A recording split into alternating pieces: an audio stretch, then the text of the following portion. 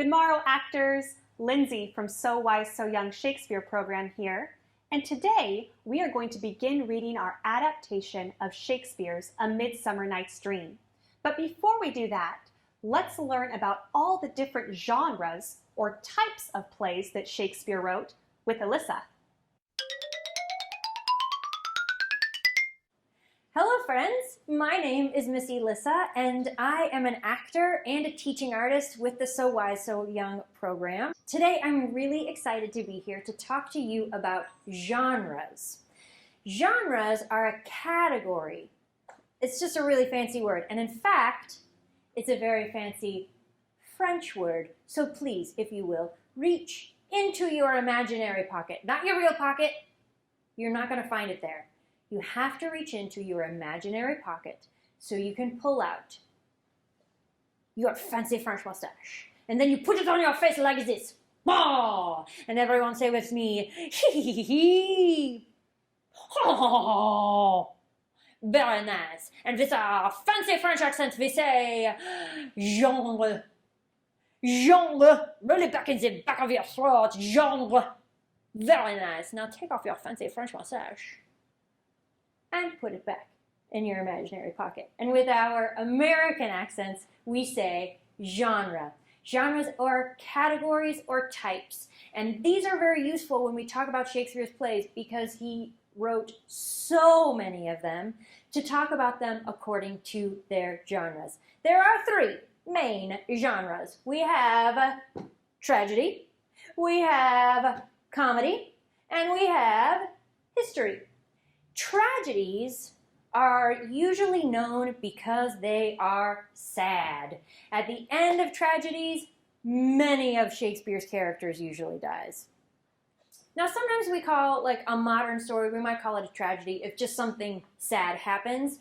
But with Shakespeare's plays, we know when there's a tragedy, at least 2 people are going to die. So that's how we know it. Okay? Ready? Got that in your brain? Tragedies? Excellent. Let's move on to comedies. Comedies are fun. They are fun and funny and silly. And in Shakespeare's comedies, at the end, at least 2 of our characters usually end up getting married. This is one of the ways that we can identify a comedy in a Shakespeare play. Our characters getting married at the end. Excellent. So we've got tragedies, people are dying. We've got comedies, people are getting married. Histories. What is history? We've heard this word before, right? We study history in school.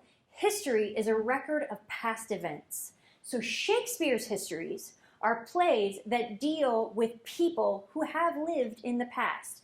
Usually, because of the time Shakespeare was living, these are plays about kings and queens.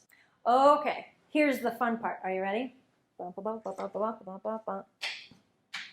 I have here a couple of pictures from productions of Shakespeare's plays. And together we are going to try to decide whether this production is a tragedy, a comedy, or a history. Here we go. Here's the first one.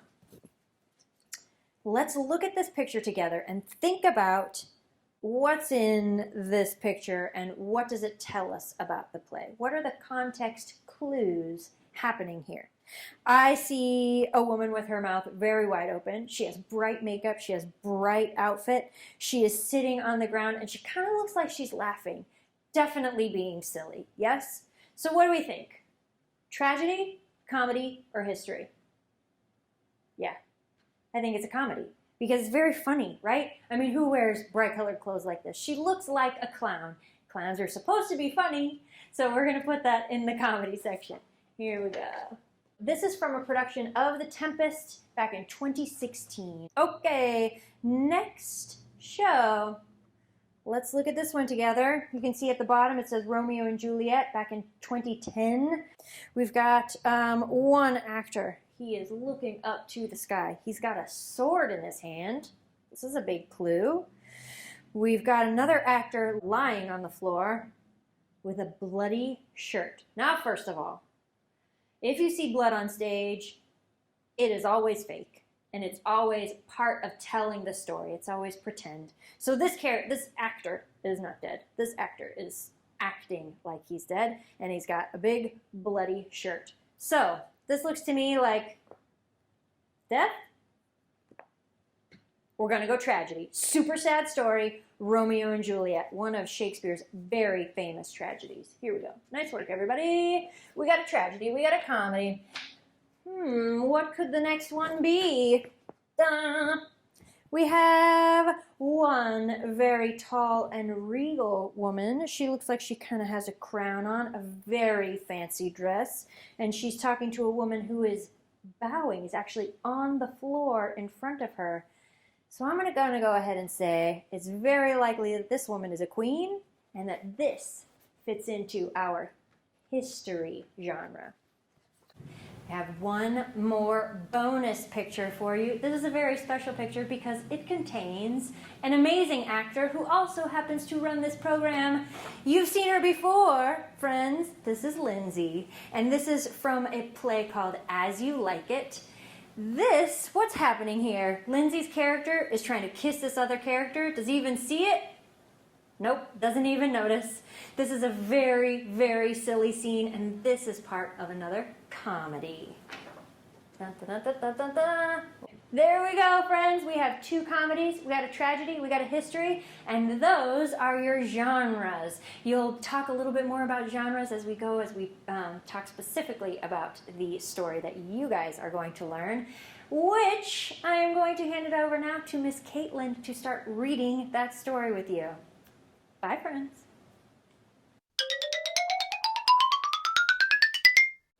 Hi, everyone. I am Ms. Caitlin, and we just got to see some pictures from some of Shakespeare's plays when we learned about the genres. So why don't we take a look at another picture from another one of Shakespeare's plays?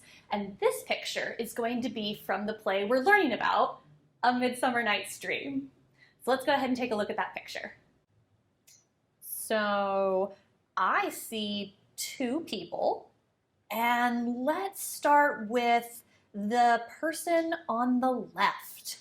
What are we noticing that's unusual about the person on the left?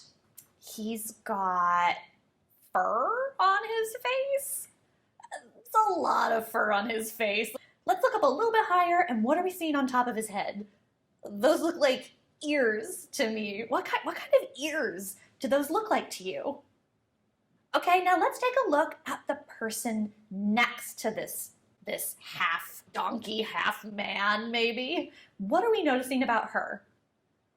Oh, let's take a look at her hair. What does her hair look like? It's got that really cool kind of violet purple color. And what about her clothes? What do we notice about her clothing? Clothing's also really colorful and kind of flowy. And then what's that kind of gold jewelry-like thing on her head? Maybe it could be like a crown, perhaps? I mean, what kind of person would have a really fancy crown or a lot of jewelry that she could wear on her head? Okay, now what do we think the relationship is between these two people? Well, let's take a look at their faces. What do their facial expressions tell us? They're smiling. Does it look like they're having a good time? And they're holding hands. So they could be really good friends. Maybe they're in love. Okay, final thing. Where are they? What is the environment like around these two people? What are the colors? Does it look like they're inside, outside? There's some gold lights in the background. Maybe those are stars or like twinkly lights. It kind of has this element of magic to wherever they are. Really great observations. Now let's take a second to think about what genre do we think that this play is? All right, love those guesses. Let's go ahead and read some of the stories so we can find out. A Midsummer Night's Dream, adapted by Lindsay.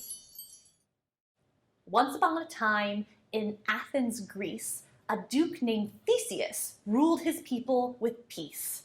Okay, so we already know where the story takes place. It's in Athens, Greece. Anybody know where Athens is? It's a city in Greece. So do we know where Greece is?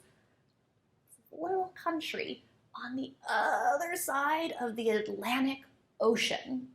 And it's ruled by a duke. Anybody know what a duke does? What is a duke? It's a ruler, kind of like a king. And the duke's name is Theseus. Let's all just say Theseus. Theseus. Awesome. All right. So he ruled his people with peace. Throughout Athens, a message was carried because the noble Duke Theseus was soon to be married to the queen of the Amazons, Hippolyta, her name. Now that's a great name, Hippolyta. Let's all just try saying it. Hippolyta. Hippolyta. Awesome. All right. All Athens loved her, and the Duke felt the same. In just 4 days, they were set to be wed, and there was much to prepare before vows could be said. Not everyone was full of festive cheer.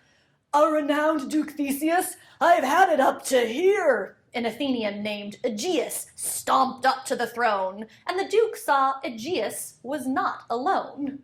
All right, so Aegeus. Let's all try saying Aegeus together. Aegeus. Okay, so he is a citizen of Athens, Greece. And the Duke saw that Aegeus wasn't alone. His daughter Hermia, let's all say Hermia. Hermia, and Hermia's dad is Aegeus, followed, looking quite distressed, along with 2 lads, Lysander and Demetrius. Okay, we've just met a lot of characters. So we have the old man, whose name is Aegeus, and his daughter is Hermia, and they've just come into the throne room, and there are 2 people with them. There is Demetrius and Lysander. And who rules over all these people?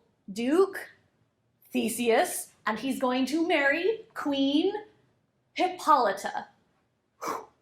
Okay.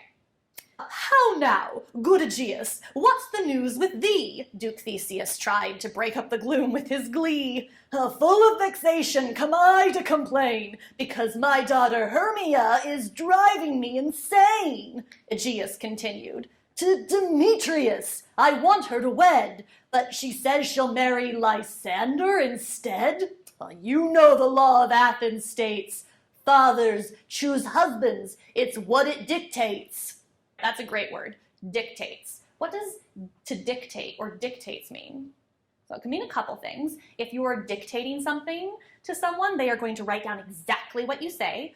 Or in this case, what the law dictates, it's what it means exactly. So Aegeus is saying his daughter has to do exactly what the law says, which is she has to do exactly what her dad wants her to do. Let's take a second and think about that. Do we think that's fair? Do we think that maybe Hermia should have some free will here, especially when it comes to who she wants to marry? Yeah, I have opinions about this too. Let's find out more. "What say you, Hermia?" Duke Theseus asked. "Well, I'll never wed Demetrius," Hermia sassed. "I love Lysander. To him, I'll be true." Duke Theseus pondered what he should do. But before he could speak, Lysander stepped forward. "Your Grace, of course we respect your orders, but my love for Hermia is as pure as the sun, and yesterday Demetrius loved another one, a fair maid named Helena, Hermia's BFF.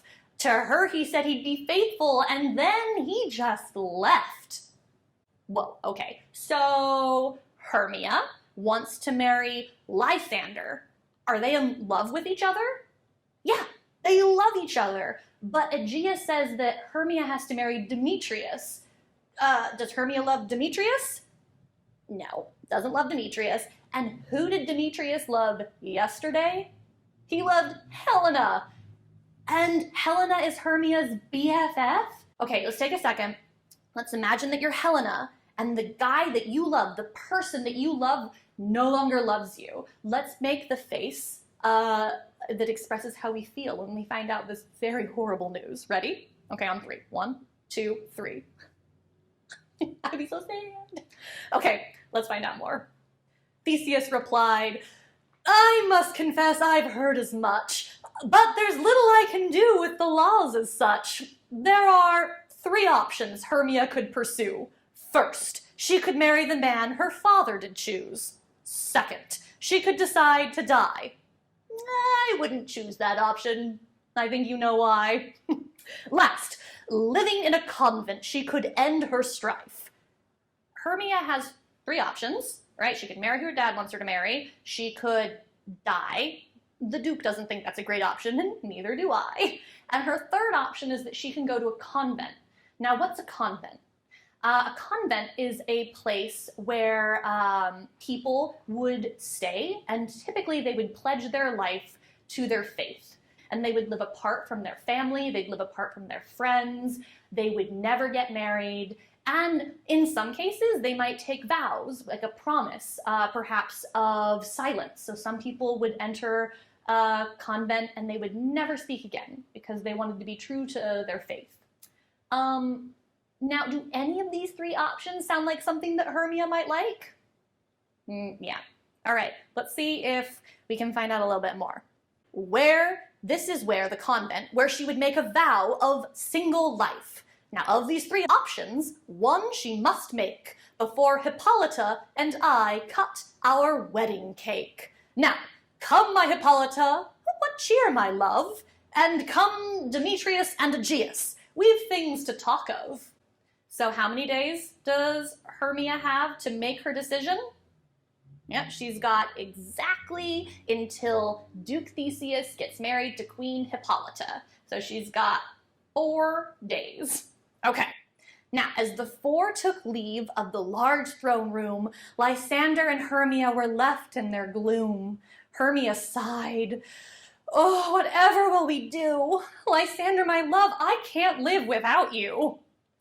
And you, spoke Lysander, his voice full of truth. The course of true love never did run smooth.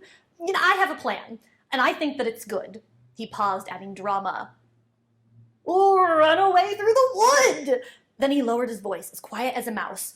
We will be married at my aunt's house. From Athens is her house remote, 7 leagues. We can travel by moonlight. It'll be a breeze. Okay, so Lysander and Hermia have a plan, or Lysander has proposed a plan to Hermia. What is the plan that he proposes? He's proposed that they should run away together to his aunt's house. Does she live nearby? No, she lives 7 leagues away. That's like 24 miles away. And they have to get to her house to get married. Okay, let's see what Hermia says. Hermia smiled. Her eyes shone bright. My good Lysander, we'll meet tomorrow night. In Athens, we can no longer stay. We'll pack what we can carry and we'll be on our way. Lysander spoke. Till tomorrow, let's keep this plan mum. Oh, look, there's Helena. This way she doth come. So, does Hermia want to follow through on Lysander's plan to run away to his aunt's house so they can get married? When Lysander says that they need to keep the plan mum, what do you think that means? Yeah, it's gotta be a secret. No one's supposed to know about this plan. Why does it need to be a secret? What might happen if this secret gets out? That's a good guess. Okay, we will find out more soon. Today, we learned all about the different types or genres of plays that Shakespeare wrote. He wrote tragedies or sad plays, comedies or funny plays, and histories, plays about kings and queens. And we got to start our adaptation of Shakespeare's A Midsummer Night's Dream. Next week, we'll continue reading our story. But until then, stand up and let me see your best bow or curtsy as we say, fare thee well. Ready? Fare thee well. For more educational Shakespeare videos, subscribe to our channel and click the bell to turn on notifications.